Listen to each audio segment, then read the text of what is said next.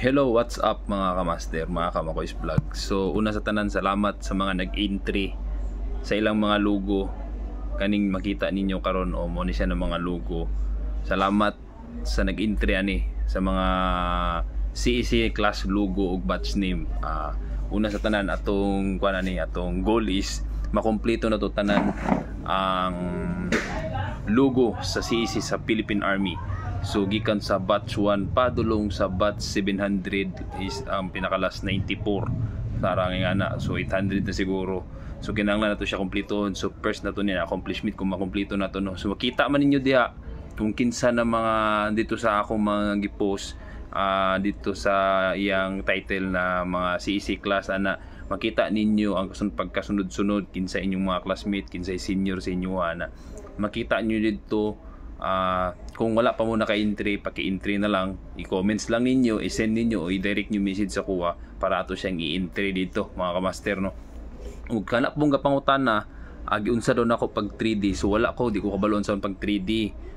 Ang naitabuan ni nami kauban o estudyante na siya mismo i-send lang namo ang among picture sa among batch logo na kani siya paggawas niya o pagbalik niyan naka 3D na po yung logo natin. So pasensya na po kung nagsalita po ako ng Bisaya.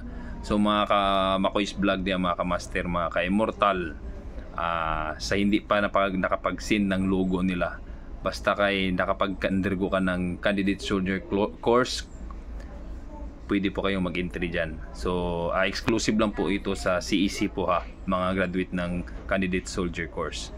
So gagawa din tayo ng ibang mga entry naman, tulad doon sa in-upload ko po na yung mga graduate ng SR, di ba?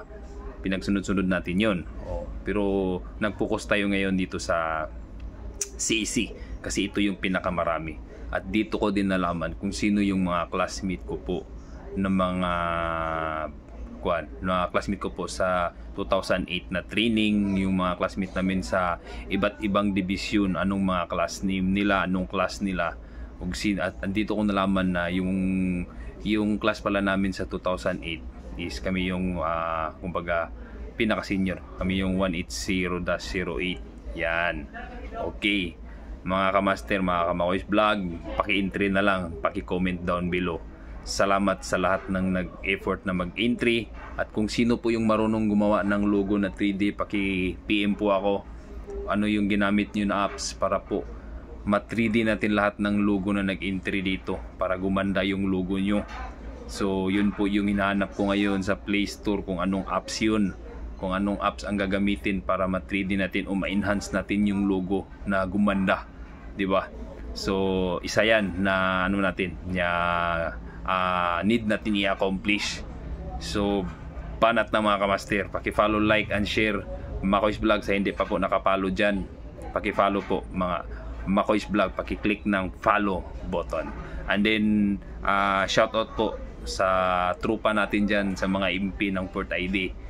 Palagi silang kung dumadaan po tayo dyan na tumatakbo tayo, palagi silang nagsasabi na paki-shoutout master. So shoutout sa lahat ng trupa ng MP dyan sa Port ID. Shoutout po sa inyong lahat mga kamaster, mga kamakoys vlog. Paki-follow din po si Halimos Vlog at saka si Pink Floyd Vlog. Yan po yung mga kasama natin, mga snappy po yan, mga immortal yan ha. Paki-follow din po sila. So thank you mga kamaster, mga kamakoys vlog. Thank you.